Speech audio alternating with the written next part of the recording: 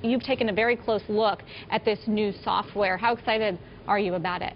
I'm actually really excited. You know, we're hearing some mixed reviews, but after only half a day of use, I feel like I've gotten to know it a little bit, and I love it. The guy from The Verge last night was chomping away about this. There's different opinions than that. Let me cut to the chase. You've got it on your phone. You can't show it to us per all the different agreements. How are the fonts? That's what people seem to be criticizing.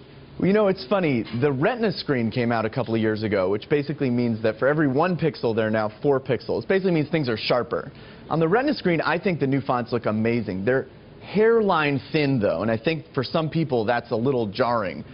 But I think it's beautiful. But is it enough of a game changer, though, to help Apple further propel its smartphones, the new iPhone, for instance, and everything else that it certainly seems Wall Street is focused on? Well, here's the real question. Can software move the needle for Apple?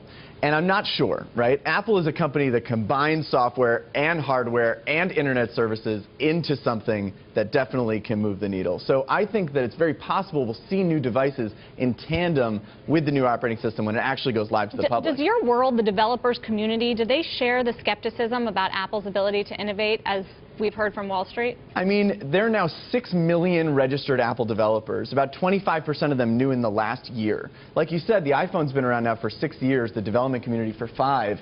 To have 25% growth just in the last year alone, developers are flocking to Apple. I do think, though, that it poses some challenges because every time they do one of these updates, every single app needs to be updated. There's almost 1 million apps live now, so that means we all have a lot of work to do. How many get used? There's 1 million apps. How many get used? How many do you use, Scarlett? I use probably 5. I use like 5 every day. I mean, right. I mean, that's the world, right? Right, but think about it, over 600 million devices, if everyone has 5, that's a lot of apps getting downloaded. Well, Apple's value really lies in its user base, the people who have an iTunes account or an Apple ID. Its user base is about 500 million, which is half of Facebook Nation's 1 billion strong, but Apple's actually seen the fastest user account growth of about 55%. What's interesting, though, is how much money it makes off of each user. $329, which is kind of on par with Amazon and eBay, which are e-commerce sites, so they should be getting that kind of revenue. My question to you is that Apple has this large, growing, sticky account base. It's launched this radio streaming service, but it seems to have done that a little bit too late. Is it too late now for Apple to capitalize on this user base?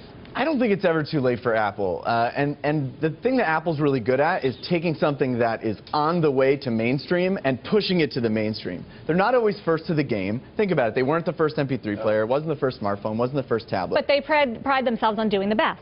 That's exactly right. And so they will only enter a market if they actually think that they can own it, if they think they can do it the best, and if they think that the audience is ready to accept it. 575 million registered iTunes accounts now. That's more than Amazon. It's more than anybody. Can they dominate the radio business? They're late to that one, too.